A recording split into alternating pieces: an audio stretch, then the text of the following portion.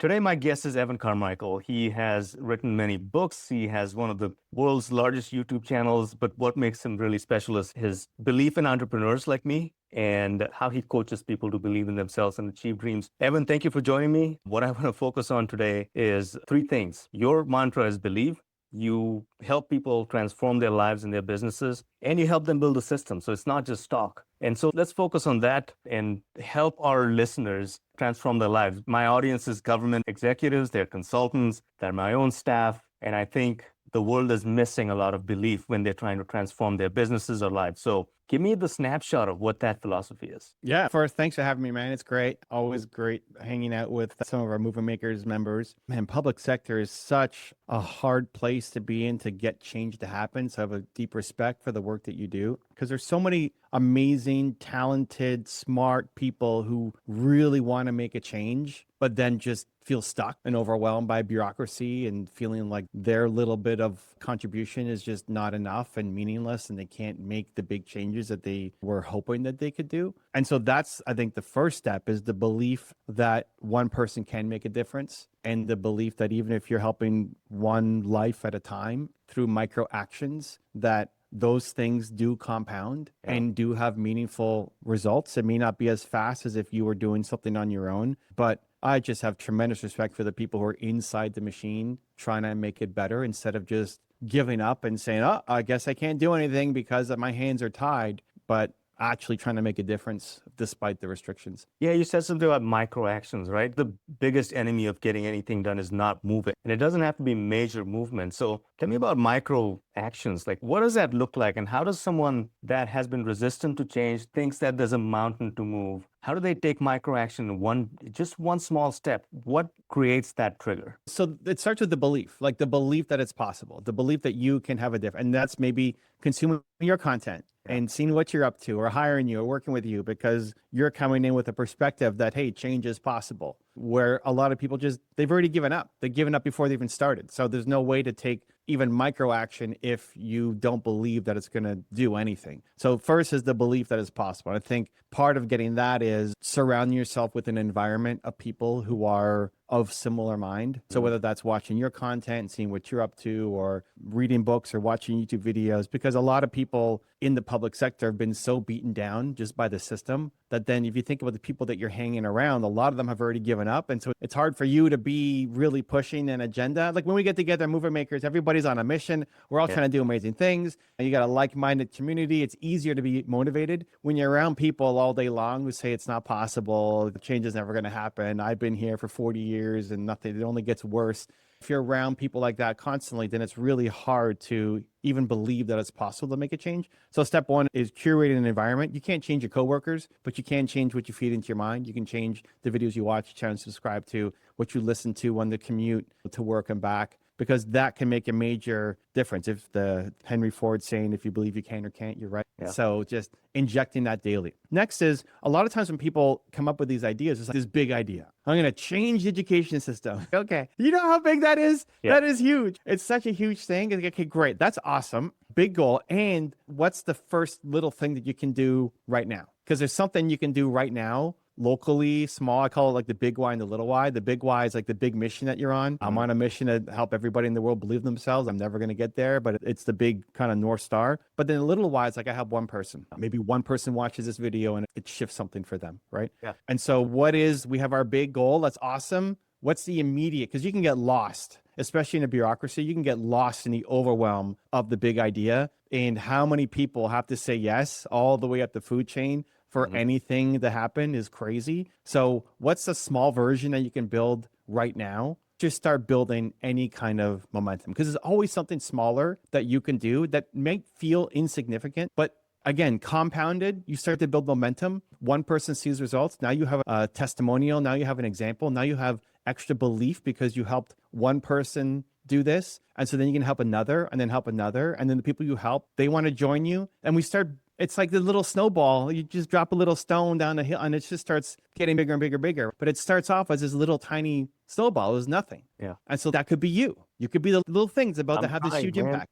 Yeah. You go ahead. So what? No, I said I'm trying, but I know you're talking about the people trying to do big things. What's the role of coaches and consultants, you think, because it's really easy to be a prophet, right? Say all the things and tell people how to do it. But it often comes down to mindset and what is the role of a consultant or a coach. In many ways, I wear those hats with my clients. It's not always the subject matter. It's getting people to take that one micro action. So what's the biggest thing a coach or a consultant can do in those circumstances? Borrowed belief. You have the ideas, you have the answers. You may not have all the answers, but you have domain expertise that is superior than them in whatever category you're coming in to teach with. The challenge is it's not that they don't believe in you. They don't believe in themselves to do it. They could believe, yeah, you're right. You're great. You've had all these results. You've helped all these people. You've helped all these cities, yada, yada, yada. They may not say that, but they'll come up with all these reasons why they can't do it. Can't do it because of this. You don't understand because of this and that and this and all of these reasons. But deep down, it's just they don't believe in themselves enough to be able to make the change because maybe they've tried before or they've seen other people try before or they don't know how to navigate the system. And so on top of the actual advice, like it's not just motivation. You're going to give them something practical that they can actually do, but to actually get them to take the step is borrowed belief from you. Yeah. So they don't have to believe in themselves yet. They have to believe that you believe in them. Yeah. Wow. The fact that you believe they can make the change makes them believe a little bit more in themselves to make the change. That's deep. Thank you. Borrowed belief. Okay. And so, Evan, you've built a massive YouTube business or business around YouTube. And a lot of our listeners are, of course, governments, but also small consulting firms, service firms. What are some of the shared rules of building like a scalable service business? You're trying to tell the world you have a certain expertise, but there's lots of people doing that. And it comes down to how good you are at actually doing the thing. So give us a little bit of framework around the rules of building scalable businesses. Is the struggle scaling the marketing or scaling the actual execution? I think it's the marketing, right? Because cutting through the noise and getting people to listen to the great ideas is a challenge in a noisy marketplace. Yeah, content, obviously. So content I would attack it in a couple approaches. The first is who are the influential people that if they know you, like you, trust you, starts helping to move the needle, and having shows like this to have that conversation so they get to know you, they like you, they trust you. They may have heard of you, they may have seen something, but now after spending some time together on a show, they have a deeper appreciation for what you're doing. That can lead to traction on whatever project you're hoping to help with. And so that is a very profitable way. It may not have a massive change yet on the world, but it helps you make more money, which allows you to hire a team to then go build and scale if marketing is our challenge. And so it's just being very clear on who those 50 people are, that if you're doing like a weekly show, who are those people that if they came on could lead to client work for you, but also they're doing meaningful projects that support the mission that you're on. And then content and commentary, like ultimately, what is wrong with the way things are right now, especially if you're talking public sector? There's stuff happening all the time that you have a point of view on. And most people, the way they attack it is exactly that. They're just attacking it. Here's why the Republicans or the Democrats and whatever. It's just constant anger. Yeah. But you can remove the negativity from it and just run it through, like you have a system or you have a framework or you have a methodology for how people can make better decisions. So you run the problems that are out there right now through your frameworks. Yeah. Like, here's how we solve blank. So whatever the biggest issues are that you feel you have a point of view on, not just some local small thing that happened in the local government, but what's happening at the state level, what's happening at the national level, what's happening at the international level. And does your methodology scale up to that or not? Or maybe it doesn't. But if it does, then commenting on it, not from a who's right or wrong, because that doesn't help. Like just placing blame on it's Trump's fault, it's whoever's fault. Like it might get you views, but it's not going to help grow the business, and it's likely not in support of the mission that you're trying to build. So instead of placing blame, we're actually trying to find a solution. There's very little solution-oriented people, but definitely content at the highest levels in governments. Yeah. It's always about who is to blame. We're just always shifting. It's not my fault. It's his fault. Of course it's his fault over there, instead of actually trying to get to a solution. Yeah. And so we're not in the business. You're not trying to place blame on anybody. We're just trying to solve the problem. Here's an approach to solving the problem, which then spreads the awareness of one, just the different way of thinking about the problem. Like we're not just trying to attack people. We're trying to actually solve it. It's a different approach, but then whatever your methodology is to solve the problem starts to get more exposure as well. So people can find out that, oh, here's a guy who's going public sector, but also is trying to make a meaningful difference and not just attacking other people. That's a bigger mission,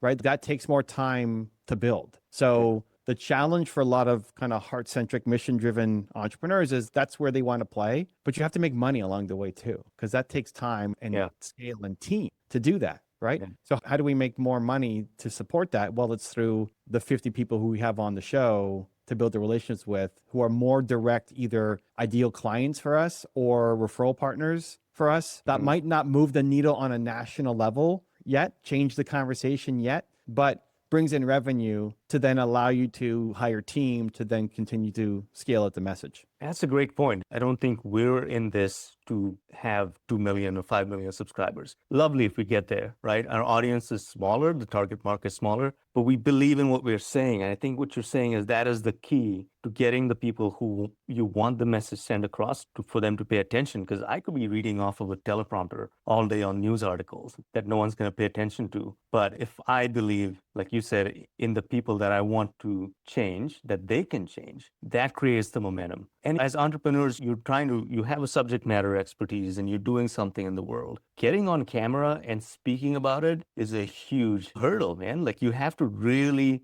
fake it till you make it until you get a little more natural every day. So tell me how you did that, because you've been at this for a long time. Yeah, I don't know how much you know about the story, but I'm an introvert. I still am. Yeah, me too. Thursdays are my interview days. So I'm like all day long doing interviews and podcasts. And when I start on a Thursday, I'm always nervous. So, oh my gosh, I want to cancel on everybody. I want to cancel on you. I want to cancel on everyone. It's like, I hope he's sick and he doesn't show up because he's snowed in Rochester or whatever, right? I hope he just cancels on me. That's always my thought every Thursday morning. But once I start with the first person, then it's, momentum builds. Oh, this is fun. This is awesome. I think the most important part is just if you can connect back to why are you not doing it? Why are you afraid? It's always selfish or stupid reasons, right? Oh, I'm not good enough, or I have a pimple on my nose, as opposed to what are you trying to do? Who are you trying to help? In you, I sense somebody who genuinely cares about this mission that you're on and trying to help and serve people. And that's the most important thing to just remember before doing any piece of content, any interview, because it's not the perfect script, the memorizing whatever lines. You could just read off a teleprompter. You could just give it to ChatGPT and input it and have your clone do it. It's not you. The thing that you're going to win off of is your heart, like the deep caring. And so for me, it's just remembering why I'm doing it, which centers me back instead of, what if I say something stupid, or I don't know, all the stupid thoughts that are in our head before we go and actually make content. We are definitely our own worst enemy. Just like your clients are their own, they don't believe that they can go make a change.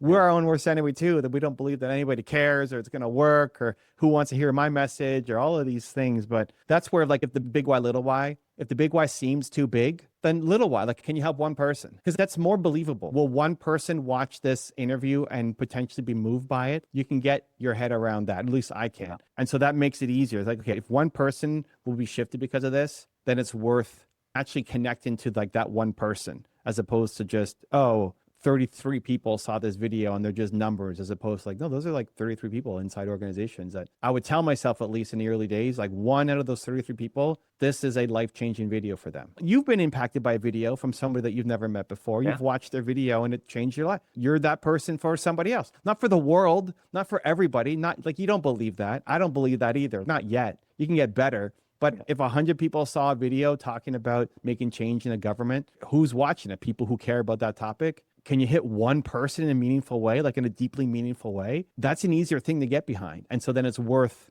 continuing and making. And so I try to tap into that before I create anything, instead of worrying about the tech problems or the lighting or the microphone setup or how's my hair? I don't have any, or how's my hoodie or whatever, right?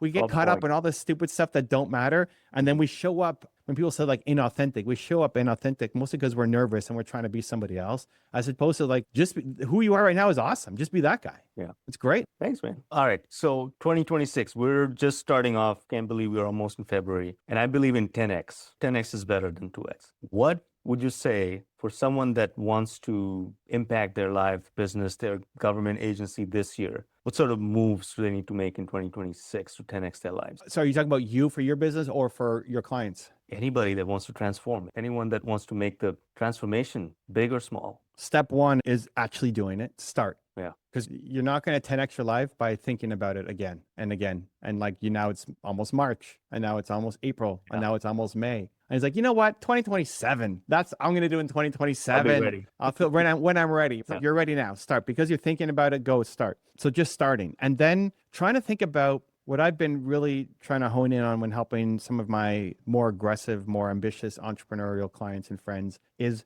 what's the highest utility on your skill set? So if you think about what you do, and I don't know a ton about what you're doing, your expertise, but if you think about what you're really good at, like really deeply good at, what are you among the best in the world at? It's not a lot of things, right? But there's one or two things that like you are among the best at. What's the highest use of that talent? What's the biggest problem you can solve with those skill sets? And that's a dangerous question because it forces, oh, I'm just getting started, man. I'm just scratching the surface. And the point isn't to make you feel bad, but it's okay. If I'm really actually good at this, then what's a bigger problem that I could be solving with my skill set instead of where I am stuck right now? Because if you're talking about 10x versus 2x, which is it's the Dan Sullivan concept that Ben Hardy turned into an awesome book together. They're both awesome friends of the channel. If you just keep doing what you're doing, you're going to 2x, you're going to 1x. It requires stopping doing things. Like the core theme of that book is you need to stop doing things. Not even start, but stop doing all the stuff that prevents you from growing. And so if you think about what are you supremely talented at, and then who would value that the most, either in terms of money coming in or like impact, because you could help somebody. The work you're doing with one person is still the same work, but their ability to pay you or their ability to change 100 lives, 1,000 lives, or 1,000,000 lives, you're still just helping that one person do the work. So what's the highest use of your talents to go make money and change the world? That is phenomenally profound. Evan, we'll wrap here. Thanks for your time. I know you're a busy guy, but appreciate you joining the channel, and I hope to see you and talk to you again. Cool. Thanks for having me, man. It's been great. Yeah, awesome.